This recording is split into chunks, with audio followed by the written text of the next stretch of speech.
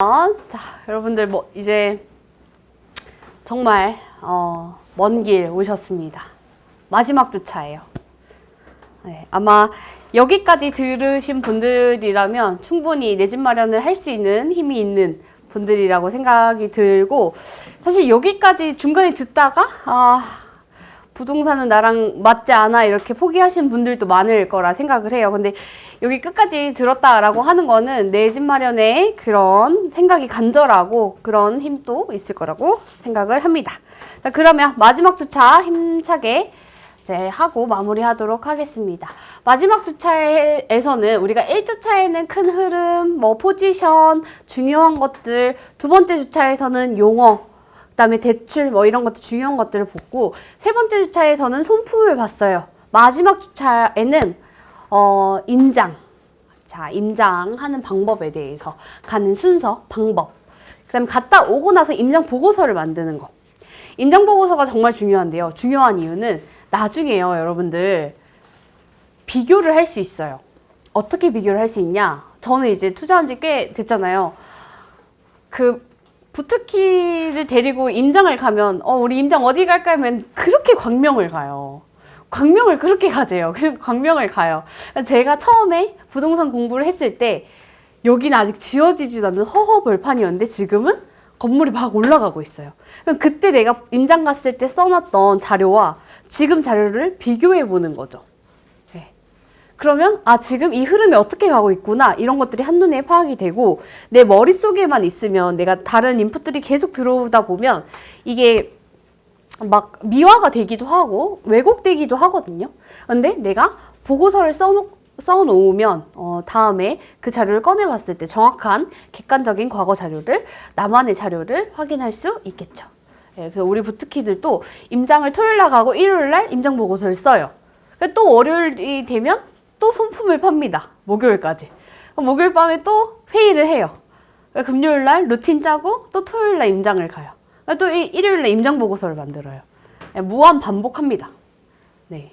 그래서 이제 사실은 아까도 계속 말씀드리지만 부동산을 사는 건 정말 쉽지만 뭐 1억 사기, 2억 사기 사고 나서 1억, 2억 오르는 게 쉬운 일이 아니에요. 근데 그게 가능했던 거는 제가 그 부특키 분들한테도 요행을 바라지 마라.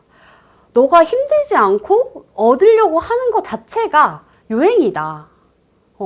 그냥 무조건 임장은 매주 가야 되는 거고, 손품은 매주 파야 되는 거고, 임장을 갔다 와서 비교하는 거는 끝없이 해야 되는 거고, 그게 한 달, 두 달, 세 달, 네 달 이렇게 결과가 안 나와도 그냥 참아라. 언제까지? 결과가 나올 때까지. 내가 그거를 캐치할 수 있는 능력이 생길 때까지. 그런 능력을 빨리 기르고 싶으면 더 많이, 더 열심히 공부해라. 근데 그렇게 하지도 않고 뭔가 당장 내가 좋은 물건을 바로 사길, 내가 당장 1억, 2억짜리 1억, 2억 싸게 사는 거를 바라는 것 자체가 좋은 방법은 아니다. 그렇게 얘기를 드리거든요. 여러분들한테도 이 말을 꼭 드리고 싶고, 제가 첫 주차에 그 무주택자들이 가장 효율적으로 내 집 마련하는 방법 해가지고 뭐 시드 확보, 그리고 이제 지역 분석, 임장, 이 세 개를 계속 무한 루트라고 했잖아요. 네, 그게 마지막 단계입니다. 네, 볼게요. 임장은 그때 말씀드렸던 것처럼 현장에 임한다 라는 뜻이고, 그냥 부동산 보러 가는 걸 임장이라고 하는데, 아무런 준비 없이 부동산에 가서 얘기 나누는 거는 담소입니다. 네, 손품 없이 가는 임장은 산책이에요. 네. 근데 우리 산책하러 가는 거 아니잖아요. 운동은 그냥 우리 집 앞에 호수공원 걸으면 되잖아요. 그쵸? 근데 임장을 정말 제대로 하실 거면 아까 3주차에서 제가 알려드린 손품 방법을 제대로 파시고 이 지역에 대한 이해를 충분히 하고 난 다음에 임장을 가셔야지, 부동산 사장님이랑 티키타카도 되고 사장님도 얘 말이 통하네 이러면서 정보를 많이 주십니다. 네. 말이 안 통하면 사장님이 좀 귀찮아 하세요. 네, 그러니까 꼭 지역 분석을 잘 하고 임장을 가셔야 되고, 그럼 지역 분석을 열심히 하면 되지 왜 꼭 임장까지 가야 돼요? 이런 얘기를 많이 하기도 해요. 자, 우리 아까 3주차에서 배웠던 이야기를 한번 다시 좀 회상을 해볼게요. 3주차에서 그 얘기를 했었는데, 뭐 실거래를 봤을 때 호가가 낮고 실거래가 높으면 가격이 떨어지고 있는 상황이다 라고 했어요. 근데 실제로 임장 가보니까 그 낮은 물건이 지금 박 터져. 막 사람들이 막 계좌 달라고 난리가 났대요. 그러면 이거는 하락이라고 볼 수 없을 수도 있어요. 네. 그건 임장 가서 알 수 있는 거예요. 네. 그리고 뭐 새로운 교통호재가 생겼어요. 그게 발표가 됐어요. 그럼 그걸 뉴스로만 확인을 했어요. 아, 그러면 새로운 교통호재가 생겼으니까 가격이 오르겠다라고 생각을 했지만 임장을 가보니까 그 역이 굉장히 접근하기 힘든 곳이에요. 아니면 거기 주변 사람들이 그렇게 좋은 시선으로 보고 있지가 않아요. 결국엔 그 집을 사는 사람들은요, 뭐 투자 수요도 있겠지만 기본은 실수요예요. 실수요의 사람들이 지금 이 호재에 대해서 어떻게 생각하고 있느냐에 따라서 매수 심리가 달라져요. 우리 매수 심리가 좋지 않으면 사실 상승 여력도 없는 거거든요. 그런 것들을 임장 가서 느끼는 거고, 그리고 임장 가서 가장 중요한 거는 눈도장입니다. 누구한테? 부동산 사장님한테. 네. 자, 손품을 제대로 팔고 내가 이 집을 사야겠다라고 마음 먹으면 이 가격까지 사야지 내가 마진이 남는다라는 거 계산 다 하고 갔잖아요. 왜냐면 우린 욕심 부리지 않고 싸게 산 만큼만 벌고 나온다라는 마인드를 1번 갖고 가는 거잖아요. 그죠? 근데 내가 임장 가서 이 정도면 금매다, 이 정도면 나 살 수 있겠다라는 금액을 정해놓고 갔어요. 그럼 가만히 있으면 사장님이 전화 와서 이거 살래? 이렇게 얘기하지 않아요. 어떻게 해야 돼요? 부동산에 가서 사장님 여기 레미안, 삼성 레미안 제가 6억 3천이면 지금 당장 살 수 있거든요. 그리고 한 달 안에 잔금도 낼 수 있고 제가 실거주 할 거기 때문에 이사 날짜도 다 협의해 드릴게요. 이런 식으로 나의 컨디션을 계속 어필을 해야지 사장님이 6억 3천짜리 물건이 나왔을 때 나한테 먼저 연락을 해요. 아니면 사장님 저 진짜 이거 6억 2,500까지만 깎아주시면 저 진짜 무조건 할 수 있거든요. 이렇게 내가 협의가 가능한 금액이 있잖아요. 그걸 정확하게 던져줘야 돼요. 대충 사장님 한 6억 5천에서 한 7억 사이? 6억에서 6억 5천 사이? 이러면 절대 전화 안 옵니다. 네.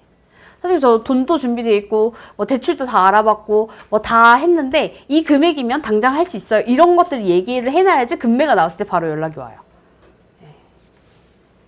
그리고 그런 것들이 안 나온다라고 생각할 수 있긴 하겠지만 저는 실제로 6개월을 기다려서 금매를 받은 적이 있어요. 딱 갔는데 진짜 이거는 진짜 최소 5천만 원이 싼 거예요. 지금 사면. 근데 저는 이 가격으로 못 사겠는 거예요. 왜냐하면 대출은 KB 시세로 나오잖아요. 근데 그게 거기가 호재가 있는 곳이어서 KB 시세보다 시세가 한 500에서 1,000만 원 정도 비쌌어요. 500에서 1,000만 원 정도를, 1,000만 원을 깎고 싶었던 거죠, 저는. 1,000만 원이 깎일 때까지 6개월을 기다렸어요. 어떻게? 한 달에 한 번 부동산 사장님한테 전화하고, 또 한 달에 한 번 바카스 사서 가가지고, 한 군데만 간 게 아니라 또 여러 군데 가가지고, 사장님 1,000만 원, 복비 2배, 복비 2배. 막 이러면서, 그렇게 6개월을 기다리니까, 6개월 있다가 갑자기 전화가 온 거예요. 그날 또 마라톤을, 또 10km를 또 열심히 달리고, 부특히 성과 공유에 갔는데 딱 앉자마자 전화가 온 거예요. 딱 1,000만 원 싼 물건이 나왔다. 계좌 빨리 불러, 계좌. 그래서 바로 계좌로 쓰고. 그러니까 그런 이제 내가 임장을 가서 좋은 물건을 이미 내가 판단이 됐으면 그 좋은 물건이 나왔을 때 내가 먼저 선점할 수 있는 입지를 내가 다져놔야 돼요. 가만히 한 번 들렸다고 해서 부동산 사장님이 나를 기억해주지 않거든요. 왜냐면 하루에도 거기 손님이 최소 10명 이상 오잖아요.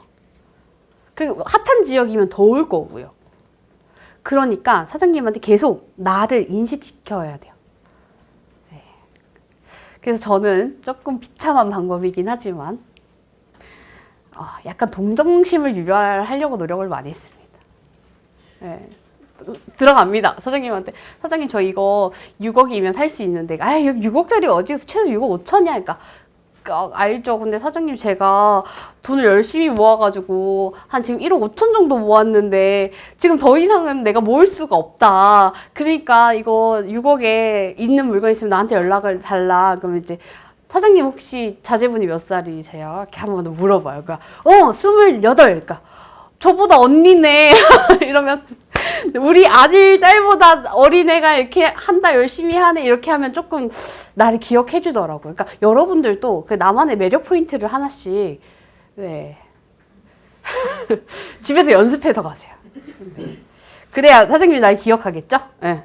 그래서 조금, 그런 물건들이 딱 정해지면 계속 어필을 하면서 내가 이 가격이면 살 수 있다. 이런 것들을 계속 확인해 보셔야 됩니다. 다만, 시장이 계속 변하니까 내가 그때는 이 가격이 쌌는데 내가 불렀던 가격이 쌌는데 지금은 안 싼 걸 수도 있잖아요.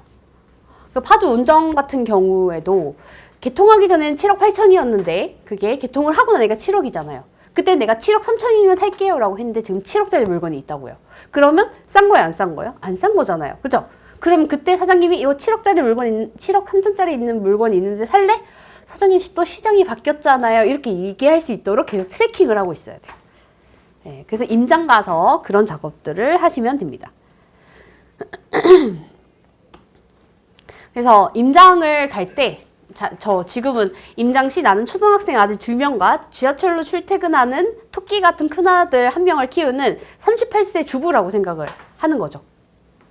그래서 근데 이거는 사실 25평, 32평 아파트를 생각할 때 이런 타깃층을 생각을 해야 되는데 투룸짜리 아파트나 아니면 신혼부부 타는 그런 물건이면 이렇게 생각하면 안 되겠죠. 아까 3주차에서 얘기했던 것처럼 내가 매수하는 물건에 따라서 타깃층을 다르게 생각하면서 임장을 해야 된다.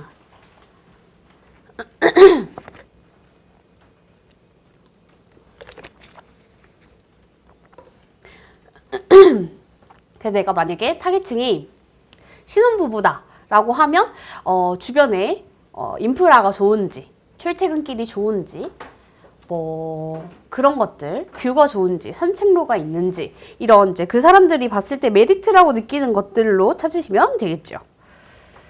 자, 그래서 임장 시 고려할 수 있는 상황은 교통, 교육, 일자리, 상권, 환경인데 이것도 내가 매도하려고 하는 층에 따라서 이 순위를 바꾸시면 돼요. 자, 신혼부부예요. 신혼부부인데 교육이 당장 필요할까요? 학군이 당장 필요할까요? 아니죠? 네. 근데 뭐 그렇다고 10평짜리에 10평대의 아파트에 가족들이 안 사는 건 아니에요. 17평에도 3인 가족, 4인 가족 살거든요. 네. 근데 대략적으로 생각을 해보는 거죠. 대체적으로 만약에 20평대에는 몇 인 가족이 살고 30평대에는 몇 인 가족이 살고 이런 것들 생각하시면서 하시면 됩니다. 네. 상권 같은 경우에도 아실이랑 호갱노로 보시면 지도 확대하시면 이 상권이 지금 상가가 몇 개 있는지 이런 것들이 또 표시가 되거든요. 지도 확대하시면서 보시면 됩니다. 환경 같은 경우에도 뭐 만약에 1인 가구다라고 하면 환경도 중요하긴 하지만 아이들이 있는 그런 집들은 또 환경을 더 중요하게 보기도 하거든요. 만약에 아이들이 학교 끝나고 집 오는 길이 엄청 큰 차선이 있는 그런 곳이다 라고 하면 엄마들이 좀 꺼려 하겠죠. 아니면 뭐 유흥가가 엄청 많은 곳이다. 이런 곳이면 또 꺼려 하겠죠. 이런 환경도 보셔야 합니다. 자, 그러면 우리 손품을 파는 방법을 3교시에서 배웠는데 이제 4교시에서는 임장을 어떻게 가는지. 자, 임장지 선정을 먼저 하셔야죠. 자, 임장지 선정을 할 때는 아까 제가 계속 말씀드리는 것처럼 내가 지금 당장 투자할 수 있는 금액의 아파트를 솔팅해서 임장지를 정하던가 아니면 나는 아직 종잣돈이 부족하기 때문에 한 1년가량은 내가 공부를 하면서 종잣돈 한 8천만 원까지 만들겠다. 이런 목표를 가지고 계신다면 그 서울에 있는 구 단위별로 한번 임장을 다녀보시는 걸 추천드립니다. 자, 근데 나는 지금 종잣돈은 있지만 당장 투자할 계획이 없어 라고 하면 그냥 전체 아파트를 조금 그 서울의 구 단위로 쪼개가지고 한번 공부를 해보시는 것도 좋겠죠. 네. 근데 나는 그래도 1, 2년 내로 26년부터는 뭐 서울 아파트 값이 오를 수도 있으니까 나는 26년 내로 집을 살 거다라고 하면 내 시드에 맞는 곳을 한번 선정을 해보시면 좋겠죠. 자, 그렇게 하고 난 다음에 그러면 선정지가 지역이 최소한 10개 15개, 서울 경기 했을 때는 뭐 20개도 나올 수 있겠죠. 그쵸?